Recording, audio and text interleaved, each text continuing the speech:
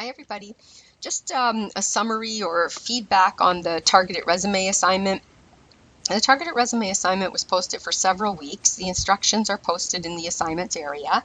And what you were asked to do is pick one of the following 8 job postings. Now, I posted job postings here that are relevant to business students who usually are new graduates. So we have administrative assistant, assistant brand manager, brand associate, customer service associate, customer service rep, events and special projects coordinator, general manager, and inside sales coordinator.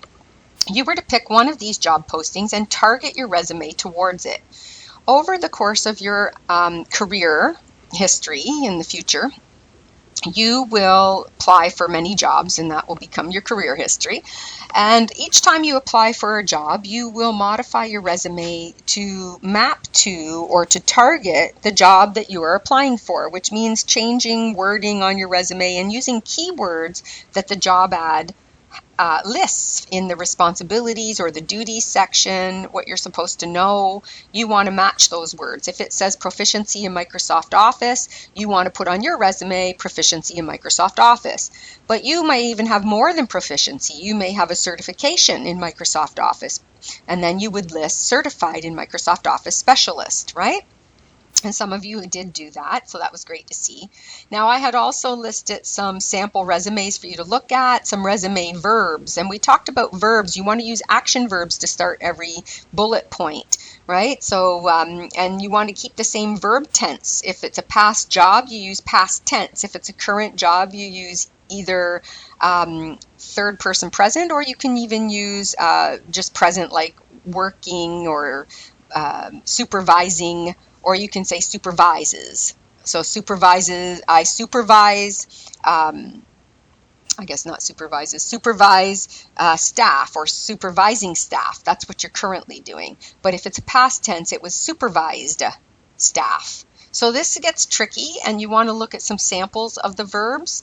And then I also posted something called resume components. So hopefully you were reviewing these resources and reading the Career Success Guide prior to creating your resume. Some of you did okay on the resume, and some of you did not do so well on the resume. I'm still in the midst of marking them. And a few of you did not post a PDF copy of your resume. Please go into the Dropbox and ensure that you posted a PDF copy of your resume. If you have not posted a PDF copy and you've posted a Word copy, you will need to upload a PDF copy before I can grade your assignment. So for example, when you go out to many company websites, they will post their jobs at their websites. I went out to Centennial College. I found their careers postings. These are all the jobs that are currently happening at Centennial College. And I want to point out to you some of the things it says. Most employers post their jobs at their own website. They also post on, with recruiting firms. Sometimes they post online with Indeed or Monster. But if you visit their website, often you will find job postings right at their website. Centennial has such a thing, and what they ask you to do, I'm going to read you this paragraph down here. It says, upon applying to a position, you will need to go through a questionnaire which seeks to get relevant information, such as education and experience. You will not need to go through the questionnaire process again. It's a one-time process to get registered on our system. However, you will need to upload a cover letter that pertains to the particular job posting you are applying for, and include any relevant documentation that is required or requested for each job posting. For the college's screening purposes, your cover letter and resume should be attached as separate documents in text format, Microsoft Word or text. Attach your resume when prompted, and upload your cover letter after registering in our system, and then upload your supporting documents. So what I want to point out to you is it's very important when you apply for a job to put the correct format in your resume. Your resume should be in the correct format when you upload it. If it's not, they won't even look at it. So for example, Centennial's telling you that, number one, you need a cover letter. Cover letter is the next topic that we're taking in our course. So you want to read what I've posted there in our weekly lessons so you can learn about cover letters and what they're used for. Cover letters and resumes get targeted towards the job ad. And the way you do that is you look through the job ad and you look at the responsibilities and duties, and you use keywords in those responsibilities and duties, and you put those on your resume and in your cover letter. And that's called targeting. And you do that for every job you apply for. So every job you apply for, you usually have to modify your resume and you usually have to write a new cover letter. The cover letter usually does not just say what the resume has on it, but it expands a little bit or goes a little deeper into an example or two about your skills. And you can look at sample cover letters when we get into our next topic. So this information here is telling me that I need a cover letter and a resume in 2 separate files, and I have to upload them in Word format or text format, like Notepad or something, right? And I have to upload these. I also have to upload supporting documents. So if I say I have a diploma, I'll have to put the certificate of the diploma up into the system, right? If I say I have a degree, I have to put the certificate of the degree up, whatever it's asking for. And every job is different and every company is a little different. Now for your assignment, I asked you to upload a PDF copy of your resume. So if I don't have that, I cannot grade that. So please check that. The other thing that happens is on places like Indeed or Monster.ca, there will be a lot of job postings. And again, you need to go through, here's the brick. They're looking for an assistant store manager. This would be a great job for a new business graduate, right? And it tells you what you're doing. You're reporting to the store manager. And here's the things that you need to know, right? So monitoring product performance. So maybe you learned something about that in your marketing courses. Maybe you have some experience. You want to read what this is talking about and see if you have these requirements. 2 years of customer service or sales experience. Maybe you have that, maybe you don't, but it wouldn't hurt to still apply because 2 years is not very long. High school diploma or equivalent means you need a high school diploma or more or equivalent. So once you have college, that's above high school. So you don't need to write anything about high school anymore on your resume. Verbal and communication skills, multitasking. So these are things in your skills list that you want to list about your communication skills and your multitasking. In a cover letter, you would talk about how you communicated in a group or how you were a team leader on a project. That proves your communication skills. So in a cover letter, we can elaborate a little bit, tell a story with the STAR story, right? What was the situation? What action did you take? What solution resolved? You can talk about a project that you worked on. A team player, right? So all of these key words need to be in your resume. So if I look at a couple of resumes, now please note I have changed the students' names on these resumes so that you know you don't necessarily have the student's name, so for confidentiality reasons. But this resume, when I first look at it, is nicely formatted. So it's visually appealing, which makes me want to read it.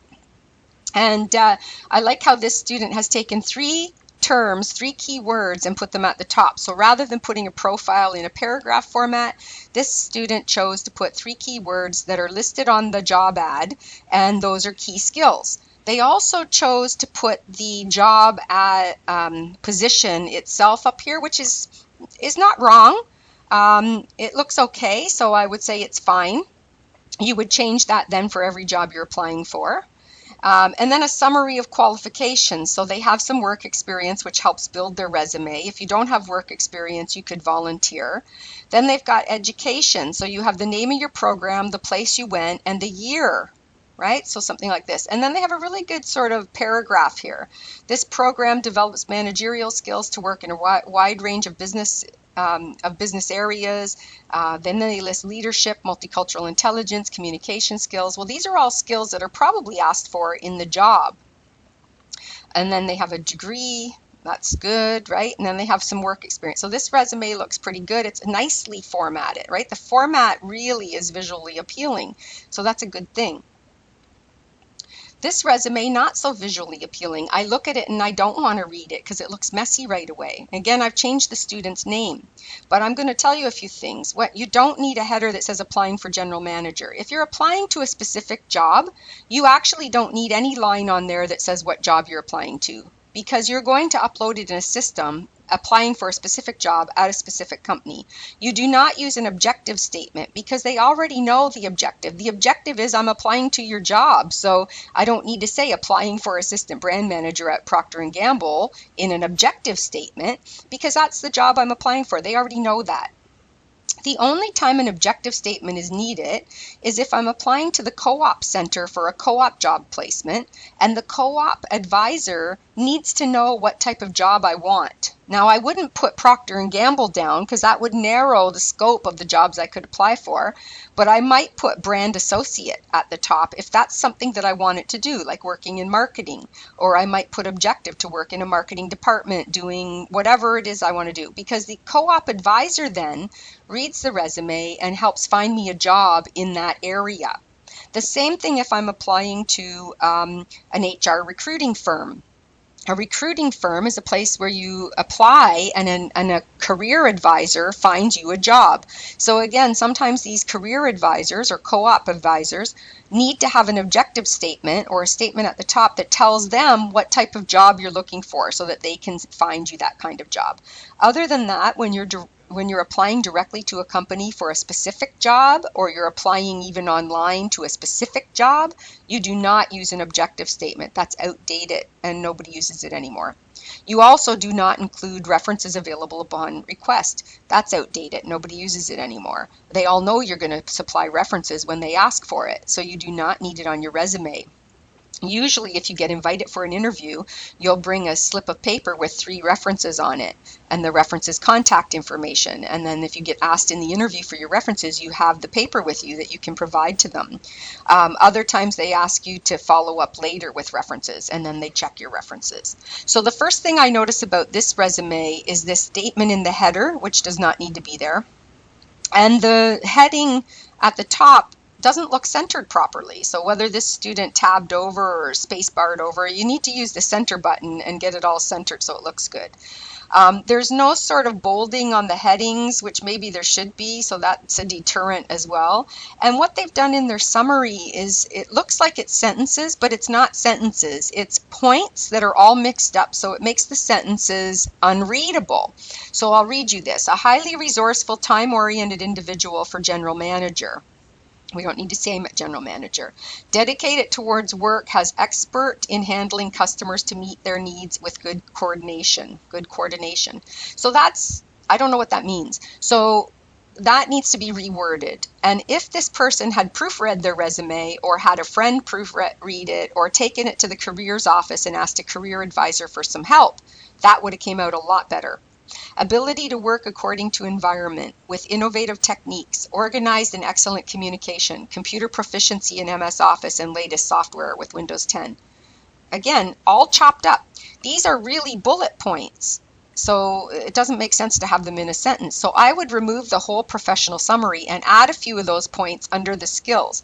You might even call this skills summary.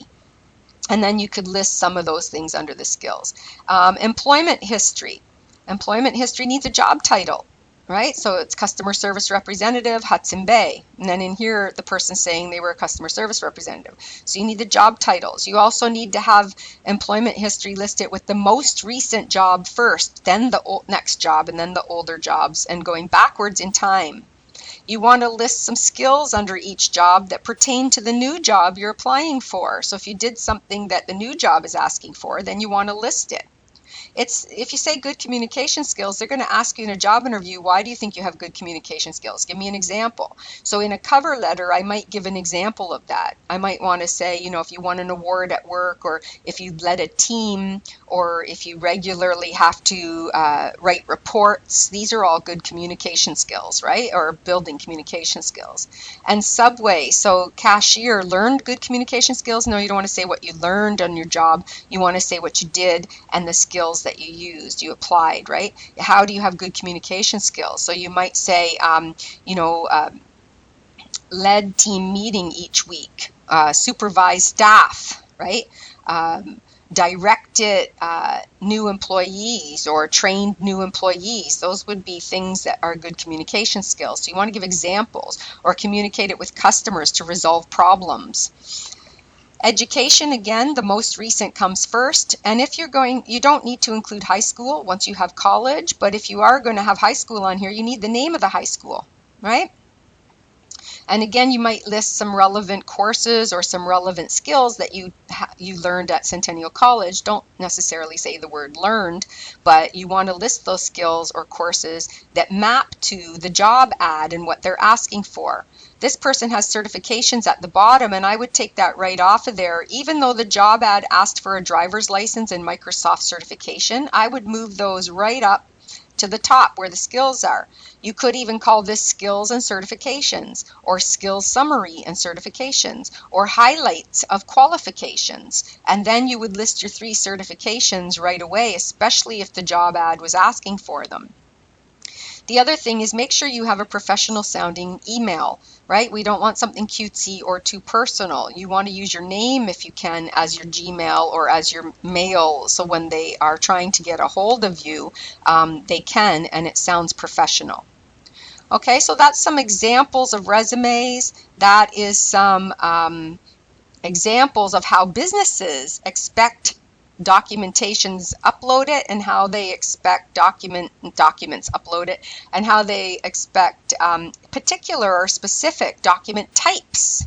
And you have to save in that format. You have to save in that type. So please, again, check the Dropbox. Make sure that what you have uploaded for this assignment is a PDF copy. Otherwise, you won't get a grade. You'll be getting a 0. So you need to do that. And I think out of 40 students in this course, about 10 uploaded Word documents. So again, attention to detail. I hope you didn't write down that you have an attention to detail, because you've missed that detail. And in the assignment instructions, the submission instructions say to upload a PDF document. So if you're going to say something about your skill set, like attention to detail, then you want to make sure that you do have an attention to detail. And maybe this is a one-time oversight, and maybe you do have an attention to detail. But just be careful with those things. And applying for jobs, yeah, you won't even be asked in for an interview if your resume doesn't make it through the upload. So you want to make sure it gets through the system into HR, gets reviewed, and gets sent to the manager that's going to do the interviews, so that you can get into an interview. That's the whole purpose of the resume. Next topic will be cover letters. Please make sure you're doing the reading, and I will post a video on that as well, and go into our weekly modules and look up week 8 and start reading about cover letters so that you can learn about those. They're not always required, but some companies request them. Just like we saw at Centennial College, they want a cover letter with every job, with every resume. And some companies don't. So it really depends, but you have to watch those details and do what they're asking. Otherwise, you will not get an interview. It'll be difficult to get a job. Okay, thank you, everyone. Keep up the good work. Remember, the careers office is there to help. So if your feedback on your resume is not what you would like to have seen, or you don't get as high a grade as you had hoped, then I would expect each of you to make an appointment with the careers office and sit with a career advisor and go through your resume to get a resume that will get you in the door at a company and will get you an interview. That's what this is all about, right? When you're ready to job hunt, either a part-time job now or a full-time job later, you want to be able to have a resume that promotes you and gets you in the door to have that interview. And that's what our careers office is there to help you do. They can help you find jobs, they can help you practice with your interview skills, and they can help you write your practice or make sure your resume is well done, and even with cover letters. That's the support the college offers you as a student, free of additional charge, right? It's there for you. So make sure that you use it before you graduate and have them just check things with you. I'm still in the midst of marking, but the grades, once I get these PDF files in from these few students who are missing them, I will be finishing up the grades in the next week. Okay, thanks everybody.